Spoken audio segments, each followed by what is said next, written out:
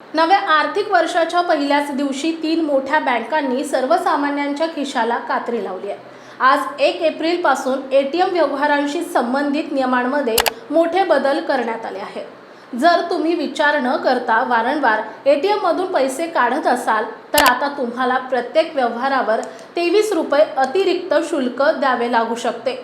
विशेष म्हणजे आता UPI द्वारे एटीएम मधून काढलेले पैसेही तुमच्या फ्री लिमिटमध्ये मोजले जाणार आहेत।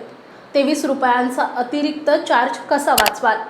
रोख रकमेचं नियोजन करा। वारंवार लहान रकमा काढण्याऐवजी महिनाभराच्या गरजेनुसार एकदाच मोठी रक्कम काढा। यामुळे तुमचे ट्रान्झॅक्शन कमी होतील आणि फ्री लिमिट लवकर संपणार नाही।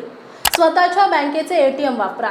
शक्यतो आपल्याच बँकेच्या एटीएमचा वापर करा, कारण तेथे मोफत व्यवहारांची संख्या जास्त असते। दुसऱ्या बँकेचे एटीएम वापरल्यास तुमची मर्यादा लवकर संपते। डिजिटल व्यवहारांना पसंती द्या। छोट्या खर्चासाठी रोख रकमेऐवजी UPI किंवा डेबिट कार्डनं थेट पेमेंट करा। तसेच शिल्लक तपासण्यासाठी एटीएमवर जाण्याऐवजी मोबाईल बँकिंग ॲपचा वापर करा।